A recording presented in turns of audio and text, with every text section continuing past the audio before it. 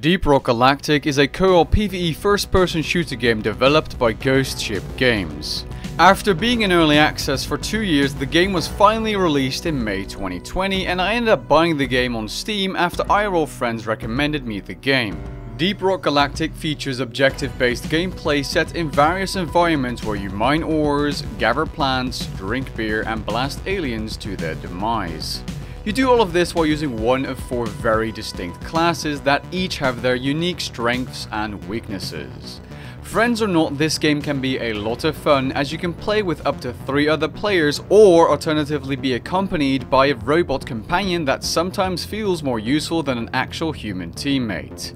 Whenever your pickaxe is ready to be swung, grab your cup of tea, sit back, relax, and enjoy.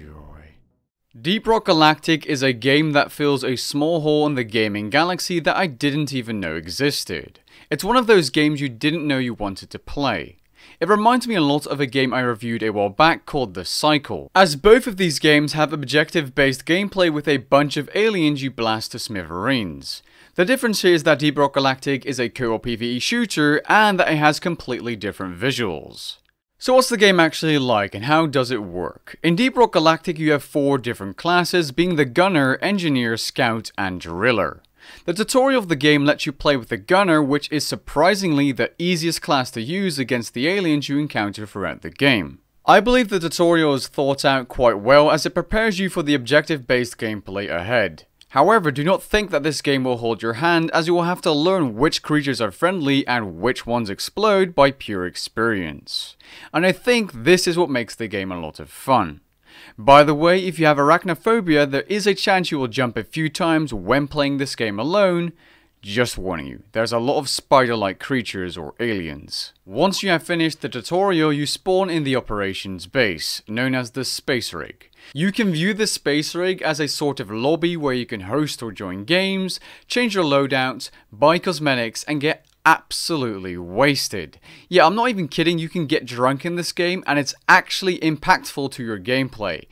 And it stays quite long as well once you do get drunk.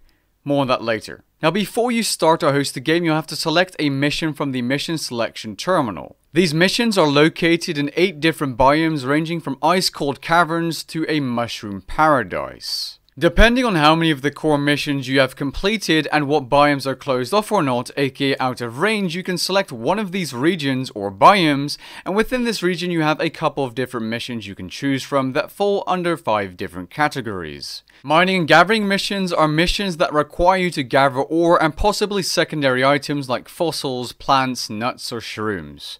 Egg hunt missions require you to collect eggs and possibly secondary items as well. Once you grab these eggs, aliens will spawn. Salvage operations require you to repair mules and establish communication uplink, all while protecting yourself and teammates. Point extraction consists of you spawning in a very large cavern with a lot more alien spawns, and you have to collect giant glowing blue gems and possibly a bunch of secondary items as well. And finally, elimination requires you to locate and kill boss aliens and optionally also collect secondary materials. All of these missions can have their difficulty adjusted in the selection screen. A higher difficulty will reward you with more credits and experience. There are also mission mutators which adjust the mission slightly for better or worse. After you promote, aka prestige your first class, you can get access to a harder class of mission with more main objectives called a deep dive. The nature of this game means you can hop into a game whenever you and your friends feel like it. I love it when you can come home from a long day at school and you can just hop onto a game without any worry and start playing. Deep Rock Galactic is a great game for the busy gamer, as it doesn't matter if you don't have a lot of time each day to play this game. There's no upkeep or something you need to keep doing to stay relevant. Although, if you're up against the clock, it can be frustrating how long the occasional mission or match can take, depending on your luck and skill. I've personally experienced a couple of games where the last 10 ores took me an extra 10 minutes or more to gather, simply because I had explored a huge part of the cave already and just missed a little bit of ore hidden in a small corner or on the ceiling, and this can be quite frustrating sometimes. Deep Rock Galactic is a challenging game, and like previously stated, a game that doesn't hold your hand. I have failed some missions, and it basically forces you to adapt your gameplay style to improve. And this is something that makes the progression to becoming a better player really enjoyable. Whenever you have adapted completely, you can bump up the difficulty to your liking, or alternatively, if you have trouble adapting, you can simply reduce the difficulty to suit your playstyle. You don't have to make the game hard if you don't want to. I appreciate that the game gives options to all kinds of players. Speaking of options, the 4 classes in this game most definitely play very differently from each other and each have their strengths and weaknesses, which makes multiplayer with friends even better. For example, the Scout can light up an area using his flare gun, making the aliens easier to spot and to take out before they come in close proximity of your team. The Driller can save time by drilling through dirt tunnels and making staircases to get to certain locations a lot easier. The Gunner is your protective class that is also very supportive with its zipline gun, making it easier to transport resources you have to carry by hand like the glowing blue gems. And it also gives your team the ability to be safe from many of the ground units in the game by moving up and down the zipline constantly, though I'm not sure if this is supposed to be a feature or not. The Gunner also has shield generators and powerful throwable weapons. The Engineer can curate turrets to support the team, especially useful when setting up a defensive position for a swarm. The Engineer also possesses a platform gun, which is especially useful when combined with the Scout's grappling hook, as the Scout can use the grappling hook to drag himself up to the Engineer's platform to, for example, gather ores located high up on the ceiling of a cavern. Something else I really like about Deep Rock Galactic is the ammo replenishment system, as you do not have unlimited ammo. Once you've gathered 80 nitra, you can call in a resupply pod. So whenever you're playing the game, you shouldn't ignore the red crystals around the cave because they are vital to the longer lasting missions. These resupply pods also gave me flashbacks to Call of Duty care packages because they can also kill you if they land on top of you in game. Oh. Ah! Fuck, ik stond er net onder. After completing missions, you earn credits, materials you mined, and perk points for perks if you have completed a milestone. These can be used to better your character, but also to buy cosmetics at the space rig.